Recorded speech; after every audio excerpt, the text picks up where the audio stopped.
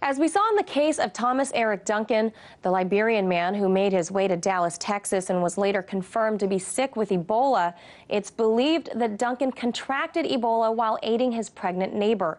That woman and her 7-month-old fetus died of Ebola just a few hours after contact with Duncan. A 1999 study of how a previous strain of Ebola affected pregnant women and their fetuses showed a death rate of 96%. But little is known even today about how the infection works on the bodies of expectant mothers. All we do know is that the fetus, if delivered alive, would likely be born infected with Ebola.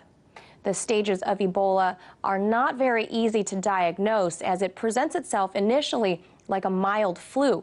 Upon infection, the infected person doesn't even know that they're a carrier.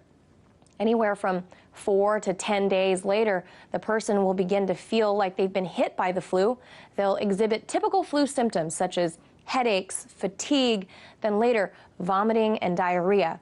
By the second week, the person usually takes a turn for the worse, and their internal organs begin to leak fluids into the body. Some have described it as turning them to mush.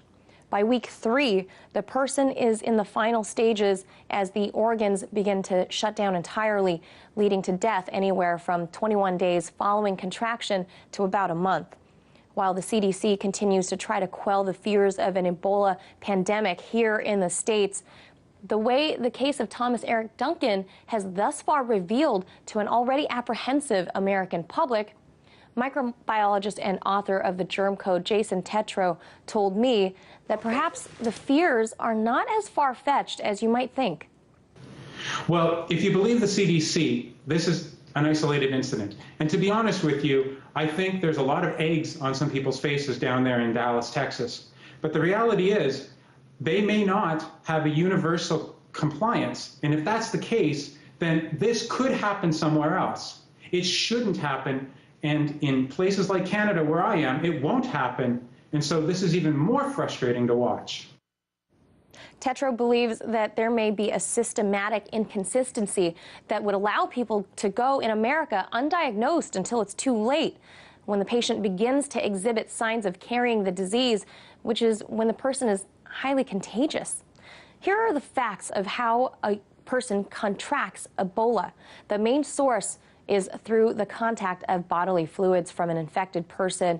When they're feverish at around 101 degrees or higher, that's when they're essentially shedding the disease through blood, saliva, sweat, diarrhea, vomit, urine. It's best to avoid contact with people who are exhibiting symptoms that may appear like the flu, as Ebola requires about a week of incubation after the contact and contraction before a person even appears ill. So don't do any of the following. Don't have sex with, kiss, hug, share food, or even shake hands with someone who may potentially have been infected, as this disease can be spread by a sweaty palm alone. From Washington, Manila Chan, RT.